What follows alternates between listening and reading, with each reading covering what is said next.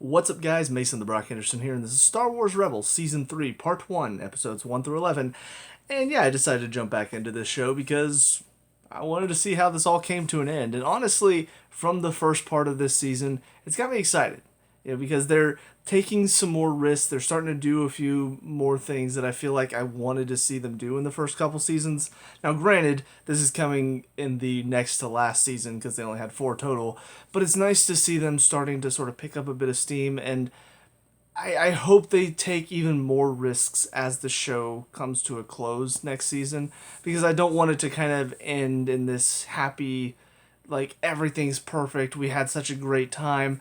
I don't want it to be totally perfect. I'm not sitting here wishing for death and destruction and like, oh, sadness, I want to cry. I don't necessarily wish that upon this show. And obviously it's a kid show, so they're not going to go full dark with it either. But I want them to start to show a bit more casualties of war. Because that's what this is. This is a rebellion trying to rise up against this empire, and how all these decisions can cost you. And it feels like for the most part, there's not many consequences for their actions. It feels like they make a mistake, they do something to mess up, oh no, and then the ship gets damaged, or they lose a ship or something along those lines. But not really any dire consequences right now. So there were a couple more heavy things as the first part of the season came to a close, but for the most part, it still is playing it kind of safe. It's not showing a whole lot of death or loss from the rebellion side. But I do feel like they have a chance to dig into that a little bit more. Not necessarily take it full dark. Again, still a kid's show, but definitely still tackle the idea that your actions have consequences. If you're not going to listen to orders on the battlefield, it has consequences. And it's something that Clone Wars, I thought, did pretty well. You had those moments where somebody makes a mistake and it's costly. And all of a sudden now you're captured, you're a prisoner of war, something goes wrong.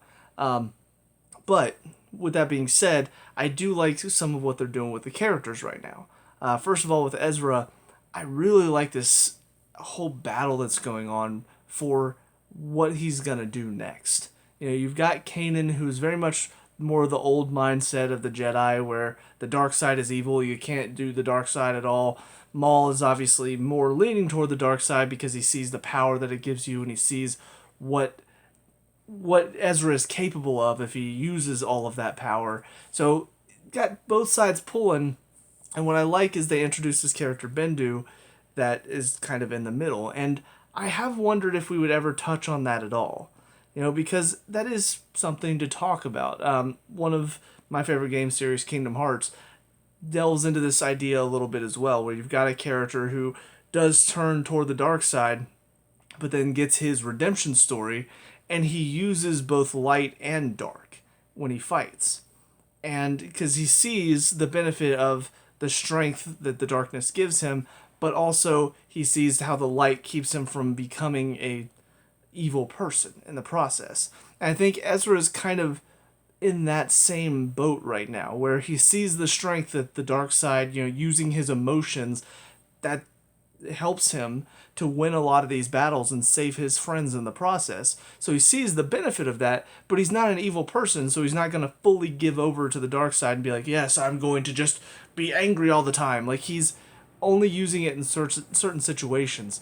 And I do wonder if there's something to that, and I wonder if we'll maybe dig into that a little bit more, because it really does feel like the old way of the Jedi was essentially just push all your emotions down, don't feel anything. And while there is a certain benefit to that, if you don't have that fear, then you're less likely to make mistakes. But at the same time, if you don't have any emotion at all, you almost become less than a human, because you don't feel very often. Whereas the dark side feels too much, to the point where they essentially give in to their anger and their rage and their hatred, and they just become fueled by that, and that's all they are all the time. And at that point, you're almost just a monster. So it feels like both sides are being shown why they've got their flaws, and I feel like Ezra's just sitting in the middle, and I'll be curious to see what they're going to do with him from here on out. As far as the Rebels storyline goes, though, they introduced a new bad guy this season, and honestly, I think he might be the best bad guy so far. I do feel like every season we've been getting more and more steps up. Now, don't get me wrong, I love the Inquisitors, and I feel like they've done a good job of showing the real intensity and danger that the Inquisitors pose. But Thrawn he's next level. I mean, he is a serious war tactician. He knows what he's doing. He makes the right plays. He doesn't always win the battle, but he knows when to really push and try to get the war won, but he also knows when to let them go because he sees it might lead to a more beneficial outcome in the future if they let him go today. So he really does play the game really interestingly, and to see, I mean, first of all, he's not a yeller, not a screamer. He just always talks very, very down here, and he's almost always talking with almost in a bit of a whisper. And something about that is just, it's very intimidating. Obviously, his design is also intimidating. But to see him in the next to last episode of the first half of the season studying the rebels, the one where they go back to Hera's home planet, and we see how he's looking into their art history to learn more about them. And he really has a beat on all these different rebels and what makes them tick. And I really do think he is a master strategist. So it'll be interesting to see how they manage to thwart him, because it seems like he's almost always one step ahead. And even whenever they manage to win and get away, it never feels like it's because they won. It feels more so like he's leading them into this false sense of security, like, oh yes, let them go. We'll get them another time. And God, it gives me chills sometimes listening to him talk to the people around him, and just full of confidence and no hint of worry in his voice, even though, again, he just let the rebels get away. So just that in and of itself convinces me he is setting up to be probably the biggest threat, even though he's not an Inquisitor. He doesn't use a lightsaber or any of that.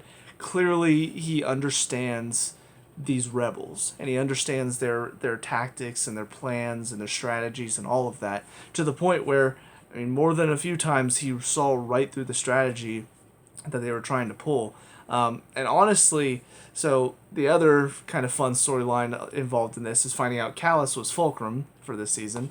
And I like that twist, because honestly, it's not something that came to mind.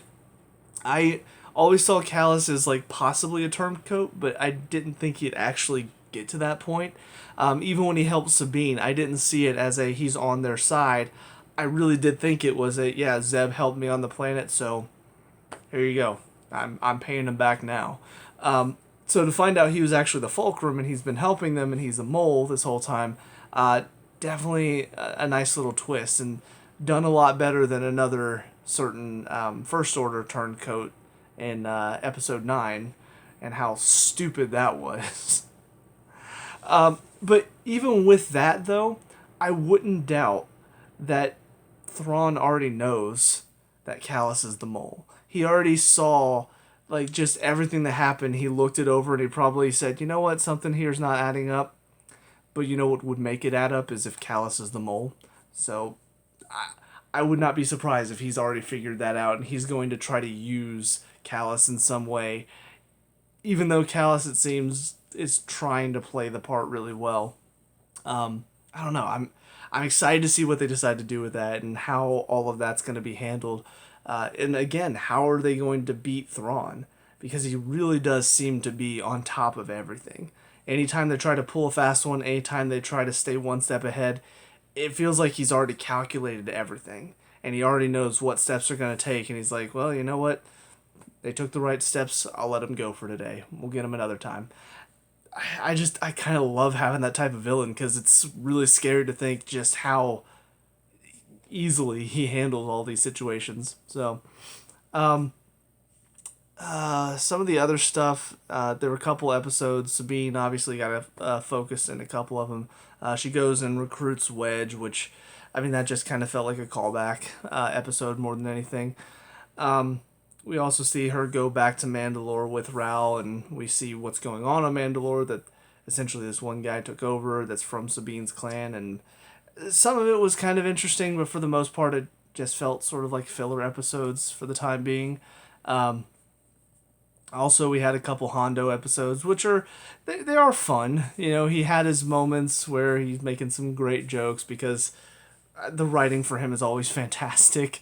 Um, I think my favorite one had to be the two blind jokes that he threw in back to back. You'd have to be blind to not take advantage of this. Oh, I'm sorry. I'm so sorry. Oh man, but yeah, I mean his episodes were just kind of again more filler. Um, I think that's really about it, though. You know, the main focuses have been them trying to essentially, you know, they're building the rebellion, so that's kind of the overarching story. Thrawn is trying to be there every step of the way, um, and the other story is Ezra. Will he go dark side? Will he go light side? Or will he stay somewhere in the middle? And that's kind of been it. So, but some of the, I guess to talk about some of the moments that sort of reference back to what I said at the beginning of the episode, this whole idea of actions not having consequences. There were a couple that I felt there should have been some consequences for. One was the episode with Sato's nephew. I don't remember what the name of the planet was now that they went to go liberate some people from, but essentially he says, you know what, screw you guys, I'm going to stay here, I'm going to fight, because I think I'm good enough to do it. And then a ship gets shot, they put a mine on it, and that's where I kind of think, you know, if this were not such a kid-friendly show, I feel like he would not have made it out of that situation. You know, and I know some of the fun for the kids is watching them save another kid who, you know, got himself into this situation and they help him, and at the end of it he's like, I'm sorry. I get that, but at the same time, that's one of those moments where he did this to himself. You know, with Hondo, all the stuff that he's doing, all the quick ones he's trying to pull, it seems to affect people, but never in a, oh no, they're dead, or oh no, serious consequences. It's always just kind of something funny happens, and that's it. So there are a few moments like that just scattered throughout that, because it's a kid's show, I get it, I understand, but at the same time, I still kind of wish that maybe a chance would be taken. Maybe they try to give us something a little bit more deep. You know, again, because Clone Wars did give us some of that. Clone Wars did give us the heaviness of war, and while this isn't necessarily a war, it's more of a revolution and an uprising, that still can be bloody. It still can be ugly. You know, to rise against tyranny, it's going to be hard, and if you're not fully on board, if you're not following orders along the way, you can get killed really easily because you're already the underdogs. And the only thing you have that can possibly help you win the day is your hope, your spunkiness, but also your teamwork. You know, you have to work together with your other rebels, or else you're not going to make it very long. And it feels like there are too many times where somebody goes against the orders or they don't do what they're supposed to do. And it's just like by the end of the episode they go, "Oh, I'm sorry, I should have followed orders," but nothing really happened. You know, it just caused a bit of a hiccup in the road, and then they managed to figure it out after that. And I feel like this is a little too easy, even for a kid's show. So, but all that being said, I'm still having a good time. I'm still enjoying it, and honestly, it's one that I was excited to get back to because I do feel like they're doing a good job of at least giving me what I expect out of this show. You know, I'm getting to see this team work together. I'm getting to see these characters grow. And they are giving me fun and intimidating bad guys for them to go up against that work for the Empire. And they are expanding on the Star Wars lore a little bit as well, so that's always fun too. Yeah, all in all, good first half of the season. I'm looking forward to the second half. So with that being said, that's all for me. So let me know what you guys think down in the comment section below. What were your thoughts on the first half of Season 3? Let me know. We could talk about and discuss all that good stuff. Leave a like and subscribe for future Star Wars Rebels reviews, and I'll see you guys the next one. Peace out.